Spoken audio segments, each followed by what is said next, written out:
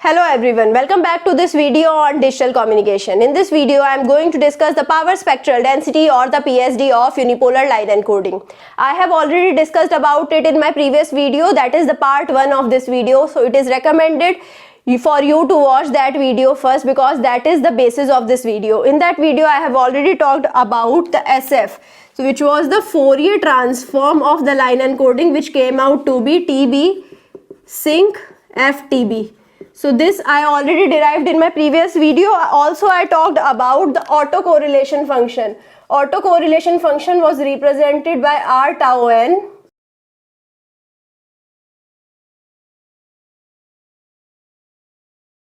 So the value of autocorrelation function R tau n came out to be a square by 2 when n was 0 and it was equal to a square by 4 when n was not equal to 0. So now I derived these things in my previous video, so I am recommending you to watch that first. So now I need to find out the power spectral density using the Wiener-Khinchin relationship.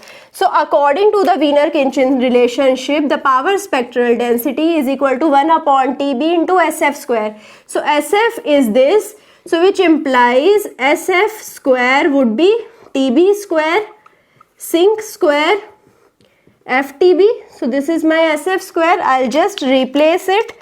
So now the power spectral density would be 1 upon TB into TB square sync square FTB into summation n is equal to minus infinity to infinity R tau n e raised to power minus j 2 pi ft. So now R tau n is different for different values of n.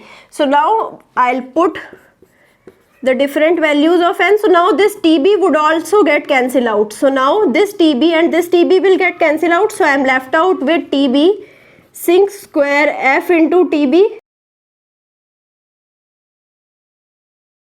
So when n was not equal to 0, R tau n was a square by 4. So for all values of n except 0, R tau n was a square by 4. So it is multiplied with e raised to power minus j 2 pi f into n. So in discrete form, t is represented as n plus. So now the value at n is equal to 0. So it is a square by 2 e raised to power minus j 2 pi f into 0. So now this turned out to be e raised to power 0, e raised to power minus 0 or e raised to power 0, which is 1. So now I am left out with TB sync square FTB. So I'll take this a by 4 outside, a square by 4 outside the summation. So n is equal to minus infinity to infinity, n is not equal to 0, e raised to power minus j 2 pi fn plus a square by 2 into 1. So now how I can write it? It is equal to TB sync square f into TB into a square by 2 plus TB sync square f into TB multiplied by a square by 4 summation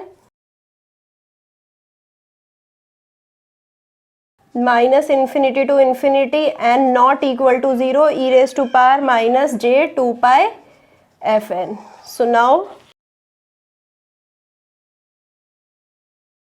this summation is from minus infinity to infinity except n is equal to 0. So now it is equal to TB sync square f TB into a square by 2 plus TB sync square FTB a square by 4 summation n is equal to minus infinity to infinity, n is not equal to 0, e raised to power minus j 2 pi Fn. So now what can I do? I can add 1 and subtract 1. So now when I add 1, this is representing, the 1 represents e raised to power minus j 2 pi f into 0. So this is representing my 0th term. So now it can be written as TB sinc square f TB a square by 2 plus TB sinc square f TB. So this is a square by 4 summation n is equal to minus infinity to infinity. So when I added these two, I'll remove this n is equal and not equal to 0 term, and e raised to power minus j 2 pi fn minus 1. So now I can expand this. It is equal to TB sinc square f TB a square by 2 plus TB, this is sinc square f TB a square by 4 summation n is equal to minus infinity to infinity e raised to power minus j 2 pi fn minus TB sinc square f TB into a square by 4. So now this term and this term would get cancelled out, and here I'll left out with a square by 2 minus a square by 4. So I'll get a square by 4 into TB sinc square f TB plus TB sinc square f, so this is TB into a square by 4. So summation e raised to power minus j 2 pi fn can be written as summation del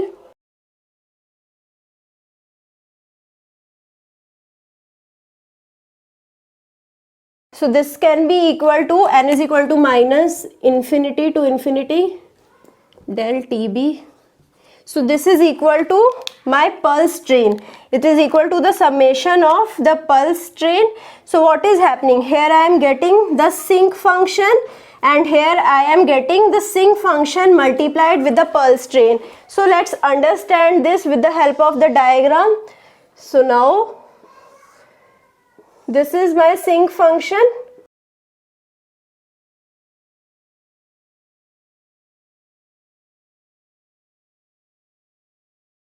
So this is minus TB, this is TB, this is 2 TB, this is 3 TB, this is minus 2 TB, this is minus 3 TB.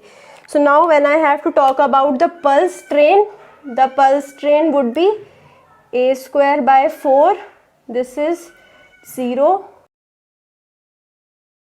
a square by 4 at TB, same at 2 TB, same at 3 TB, and same at minus TB, same at minus 2 TB, same at minus 3 TB.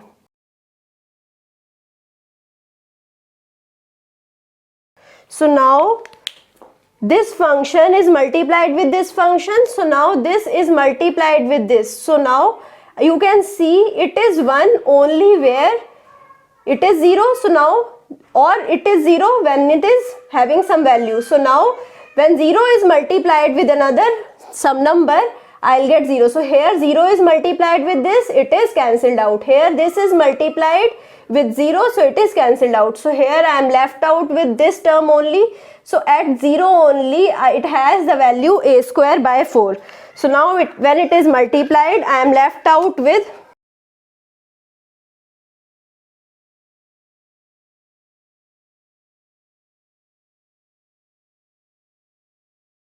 so now this is called my DC term, and this DC term is responsible for distortions in the signal. So now when I was talking about unipolar NRZ line encoding, I was talking about this DC term also.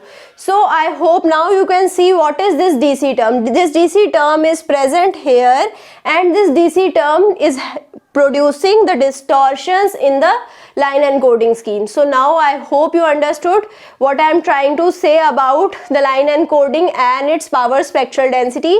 If you still have any doubt, you can put your doubt in the comment box below and I'll try to resolve it as soon as possible. I hope you like this video. If you like it, share it with your friends, subscribe to the channel and push the like button. Thank you.